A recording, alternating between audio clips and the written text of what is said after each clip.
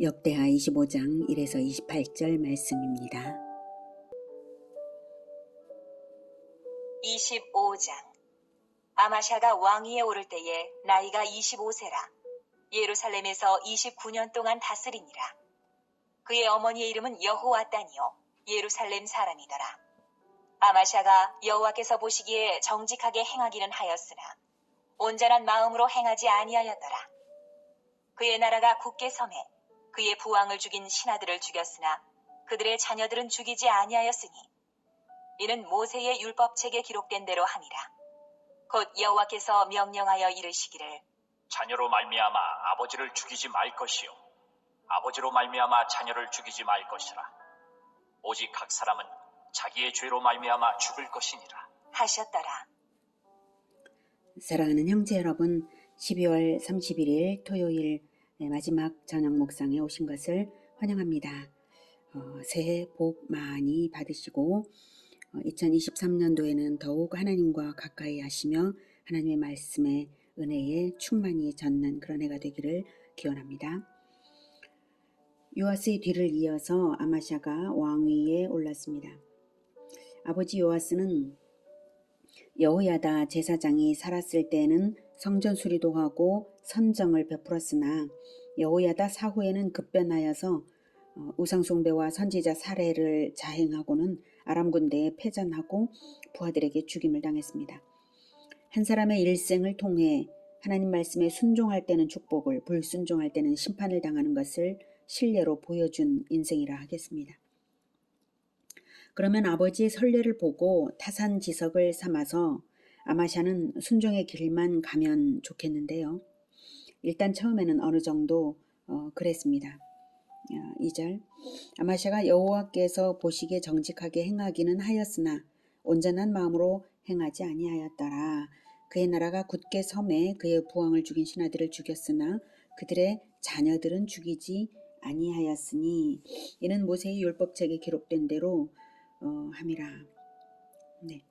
아마샤는 부왕을 죽인 자들을 처단했지만 개인적 보복이 아니라 왕으로서의 공의를 대행했습니다. 자녀들까지는 죽이지 않은 것으로서 나타나고요. 그렇게 율법이 가르치는 대로 실천했으나 그 마음이 2절에서 말한 것처럼 온전한 마음으로 행하지 아니하였더라고 성경이 평가하는 것은 후반부의 행적에 그의 마음이 다 나타났기 때문입니다. 결론을 먼저 말한다면 아마샤의 인생도 꼭 그 아버지 요아스의 생애를 닮아서 전반부와 후반부의 양상이 반대로 되고 말았습니다. 5절부터는 전반기의 성공 사례입니다. 아마샤가 유다 사람들을 모으고 그 여러 족속을 따라 천부장들과 백부장들을 세우되 유다와 베냐민을 함께 그리하고 20세 이상으로 계수하여 창과 방패를 잡고 능히 전장에 나갈 만한 자 30만 명을 얻고 또 은 100달란트로 이스라엘 나라에서 큰 용사 10만 명을 고용하였더니 어떤 하나님의 사람이 아마샤에게 나아와서 이르되 왕이여 이스라엘 군대를 왕과 함께 가게 하지 마옵소서. 여호와께서는 이스라엘 곧 온 에브라임 자손과 함께 하지 아니하시나니 왕이 만일 가시거든 힘써 싸우소서.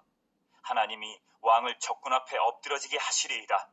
하나님은 능히 돕기도 하시고 능히 패하게도 하시나이다. 하니 아마샤가 하나님의 사람에게 이르되 내가 100달란트를 이스라엘 군대에게 주었으니 어찌할까? 하나님의 사람이 말하되 여호와께서 능히 이보다 많은 것을 왕에게 주실 수 있나이다 하니라.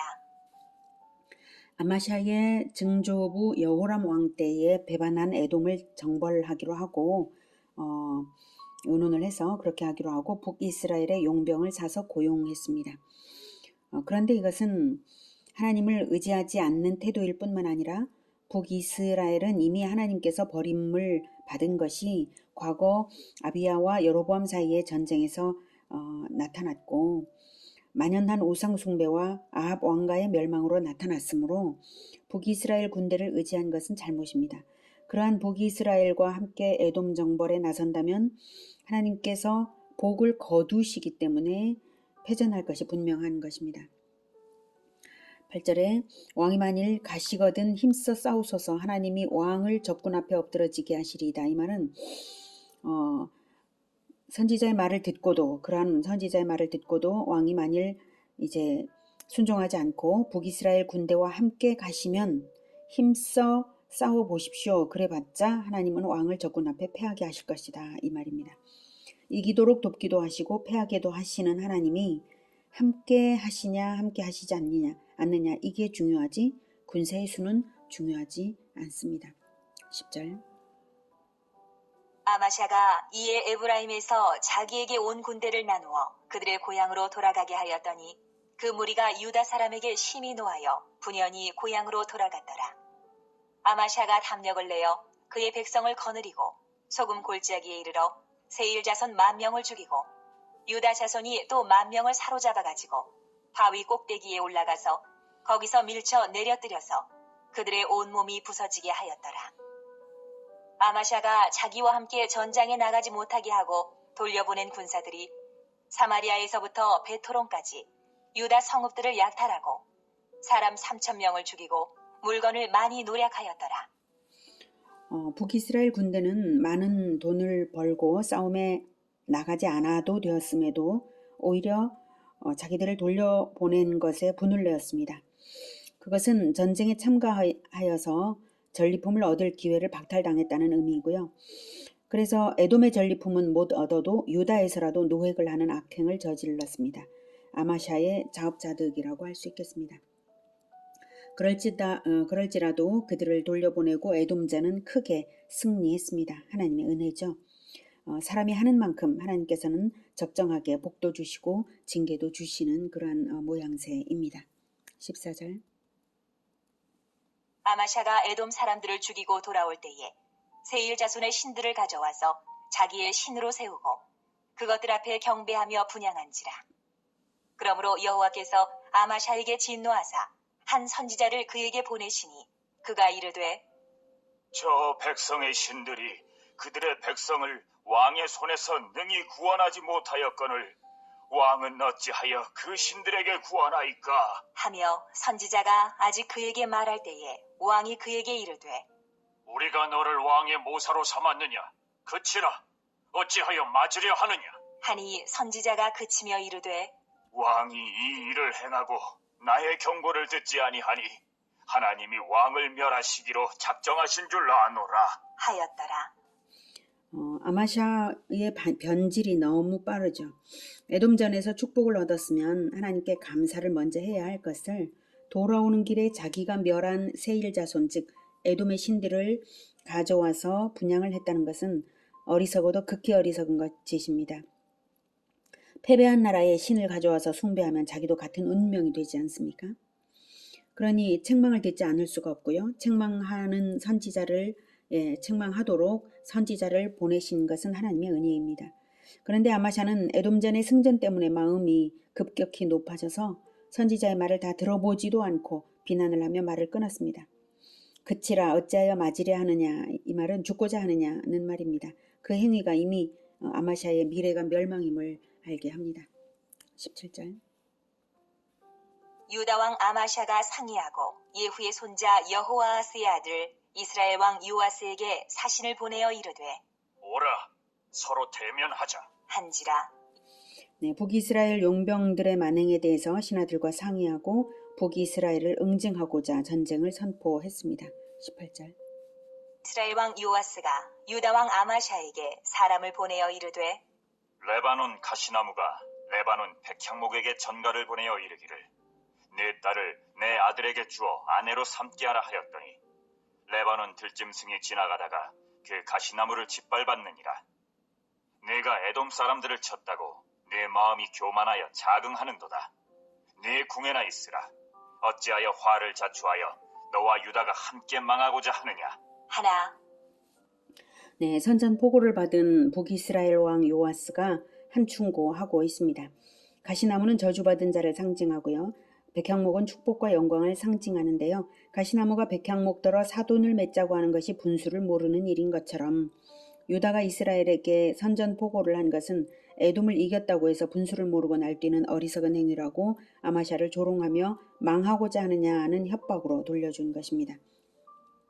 사실 북이스라엘은 에돔에 비해 훨씬 막강했고요. 에돔을 이긴 것도 자기 힘으로 이긴 것은 아니었는데 아마샤가 마음이 정말 높아져서 착각에 빠진 것이었죠. 20절. 아마샤가 듣지 아니하였으니 이는 하나님께로 말미암은 것이라. 그들이 에돔 신들에게 구하였으므로 그 대적의 손에 넘기려 하심이더라. 이스라엘 왕 요아스가 올라와서 유다 왕 아마샤와 더불어 유다의 벳세메스에서 대면하였더니 유다가 이스라엘 앞에서 패하여 각기 장막으로 도망한지라. 이스라엘 왕 요아스가 벳세메스에서 여호아스의 손자 요아스의 아들 유다 왕 아마샤를 사로잡고 예루살렘에 이르러 예루살렘 성벽을 에브라임 문에서부터 성 모퉁이 문까지 400규빗을 헐고 또 하나님의 전 안에서 오베데돔이 지키는 모든 금은과 그릇과 왕궁의 재물을 빼앗고 또 사람들을 볼모로 잡아가지고 사마리아로 돌아갔더라. 아마샤가 스스로 선전포고를 하고 경고를 듣고도 중단하지 않은 것은 하나님의 섭리로 된 심판이었습니다. 아마샤를 이기게도 하시고 패하게도 하신 하나님이십니다. 사람이 마음을 어떻게 가지는지에 따라 그 합당한 만큼 행하십니다. 그렇다고 하나님이 일부러 아마샤의 마음을 교만하고 완고하게 했다는 뜻은 아닙니다. 다만 교만함을 버려두사 파멸의 길로 가게 하신 것이죠. 우상 숭배에 대한 징계입니다. 진정 회개심이 일어날 때 하나님의 은혜인 줄을 알고 마음이 찔릴 때 속히 돌이키는 우리 모두가 되기를 기원합니다. 25절부터는 아마샤의 최후입니다. 이스라엘 왕 요아하스의 아들 요아스가 죽은 후에도 유다 왕 요아스의 아들 아마샤가 15년간 생존하였더라. 아마샤의 이외의 처음부터 끝까지 행적은 유다와 이스라엘 열왕기에 기록되지 아니하였느냐. 아마샤가 돌아서서 여호와를 버린 후로부터 예루살렘에서 무리가 그를 반역하였으므로 그가 라기스로 도망하였더니 반역한 무리가 사람을 라기스로 따라보내어 그를 거기서 죽이게 하고 그의 시체를 말에 실어다가 그의 조상들과 함께 유다 성읍에 장사하였더라. 아마샤는 자기를 포로로 잡아간 북이스라엘 요아스보다 더 오래 살았지만 장수가 아마샤에게는 축복이 될 수 없었습니다. 그저 고통의 세월이 더 길었을 뿐이죠. 성경이 분명한 언어로 27절에 아마샤가 돌아서서 여호와를 버린 후로부터라고 써서 아마샤가 하나님을 버렸음을 말했습니다. 그리고 그 결과는 예루살렘에서 무리가 그를 반역하였으므로 그가 라기스로 도망하였더니 반역한 무리가 사람을 라기스로 따라보내어 그를 거기서 죽이게 했습니다.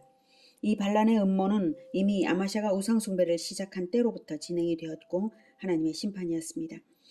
마치 그의 아버지 요아스가 신하들의 반역으로 비극적 종말을 맞은 것처럼 그 자신도 똑같은 운명을 당했습니다. 아버지의 실패로부터 배우지 못한 결과입니다. 왕은 스스로 모범을 세워야 하는 존재인 것이지 그저 부왕이 하던 대로 따라서는 안 되는 것입니다. 아무도 시범을 보여주거나 왕도를 실습해서 왕이 되는 자도 없습니다. 왕만 아니라 누구나 인생은 그렇습니다. 누구에게나 아무도 걸어보지 않은 길을 걷게 되는 것이 인생입니다.